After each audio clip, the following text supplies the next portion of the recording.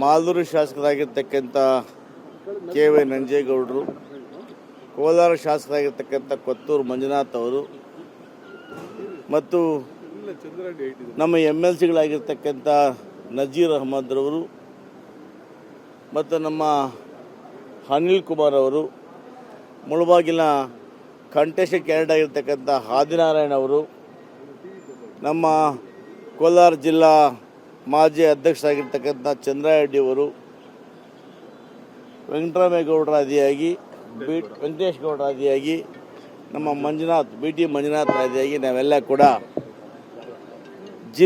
ಕೋಲಾರ ಜಿಲ್ಲೆಗೆ ಈ ಬಾರಿ ಮಂತ್ರಿ ಬೇಕು ಅಂತೇಳಿ ಮನವಿ ಮಾಡಲಿಕ್ಕೆ ಬಂದ್ವಿ. ನಾವು ಗೌರವಾನ್ವಿತ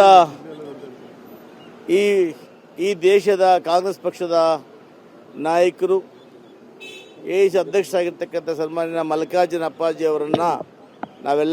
ಅವರನ್ನು ನಮ್ಮ ಮಾಜಿ ಮುಖ್ಯಮಂತ್ರಿಗಳು, ನಮ್ಮ ನಾಯಕರಾಗಿರ್ತಕ್ಕಂಥ ಸಿದ್ದರಾಮಣ್ಣವರನ್ನು, ಭಾವಿ ಮುಖ್ಯಮಂತ್ರಿಗಳು, ನಮ್ಮ ನಾಯಕರಾಗಿರ್ತಕ್ಕಂಥ DK ಶಿವಕುಮಾರ್ ಅವರನ್ನು, ಇವರೊಟ್ಟಿಗೆ ಸುರ್ಜೇವಾಲಾರ್ ಅವರನ್ನು ಮತ್ತು ನಮ್ಮ ಕೋಲಾರ ಜಿಲ್ಲೆಯ ಮಂತ್ರಿಗಳಾಗಿದ್ದಂಥ ಸುರೇಶ್ ಅವರನ್ನು ಮತ್ತು ನಮ್ಮ DK ಸುರೇಶ್ ಅವರನ್ನು, ಹೀಗೆ ನಾವೆಲ್ಲ ಮುಖಂಡರನ್ನು ಭೇಟಿ ಮಾಡಿ ಕೋಲಾರ ಜಿಲ್ಲೆಯ ಪರವಾಗಿ ಒಬ್ಬ ಸಚಿವರನ್ನು ಬಾರಿ ಕೊಡಬೇಕು ಅಂತೇಳಿ ಒಮ್ಮತವಾಗಿ ನಾವು ಇಷ್ಟೂ ಜನ ಸೇರಿ ಪತ್ರಗಳನ್ನು ಕೊಟ್ಟಿದ್ದೇವೆ.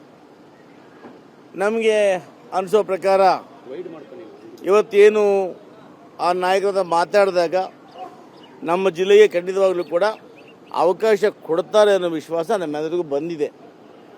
ನಾವೆಲ್ಲ ಕೂಡ ಶಾಸಕ ಮಿತ್ರರು ಮತ್ತು ವಿಧಾನಸಭಾ ಸದಸ್ಯರುಗಳು, ಮುಖಂಡರು ಒಟ್ಟಾಗಿ ಈ ಜಿಲ್ಲೆಯಲ್ಲಿ ನಾವು ಅಭಿವೃದ್ಧಿಗಳನ್ನು ಮಾಡೋ ಒಟ್ಟಿಗೆ ಪಕ್ಷವನ್ನು ಸಂಘಟನೆ ಮಾಡಬೇಕು ಅಂತೇಳಿ ನಾವೆಲ್ಲ ಕೂಡ ಸಮಾನ ಮನಸ್ಕರ ಸೇರಿ ರಮೇಶ್ ಕುಮಾರ್ ಅವರೊಟ್ಟು ಕೂಡ ಮಾತಾಡಿ, ರಮೇಶ್ ಕುಮಾರನ್ನು ಕೂಡ ಮಾತಾಡಿದ್ದೇವೆ, ರೂಪಮ್ಮ ಅವ್ರನ್ನು ಕೂಡ ಮಾತಾಡಿದ್ದೇವೆ ದೂರವಾಣಿ ಮುಖಾಂತರ.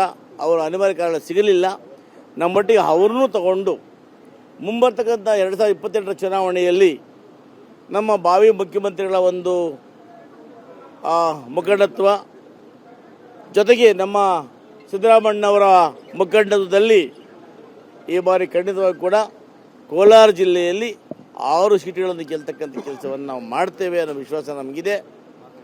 ಹಿಂದೆ ಅನೇಕ ಚಿಕ್ಕ ಪುಟ್ಟ ಘಟನೆಗಳು ಆಗಿರ್ಬೋದು, ನಮ್ಮಲ್ಲಿ ಸಣ್ಣ ಪುಟ್ಟ ಅಭಿಪ್ರಾಯಗಳಿದ್ದರೂ ಕೂಡ ಇವಾಗ ನಾವು ಜಿಲ್ಲೆಯ ದೃಷ್ಟಿಯಿಂದ ನಾವೆಲ್ಲ ಕೂಡ ಒಂದಾಗಿದ್ದೇವೆ.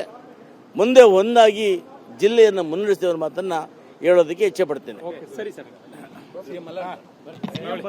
ಈಗ ನಮ್ಮ ಕೋಲಾರ ಜಿಲ್ಲೆಯಿಂದ ನಾವೆಲ್ಲ ಶಾಸಕರು ಒಟ್ಟಿಗೆ ಒಗ್ಗಟ್ಟಾಗಿ ಇವತ್ತು AICC ಅಧ್ಯಕ್ಷರು ಮತ್ತು ನಮ್ಮ ನಾಯಕರು ಮೀಟ್ ಮಾಡಕ್ಕೆ ಬಂದಿದ್ದೆ. ಉದ್ದೇಶ ಏನಂದರೆ ಕೋಲಾರ ಜಿಲ್ಲೆಗೆ ಮಂತ್ರಿ ಕೊಟ್ಟಿರಲಿಲ್ಲ.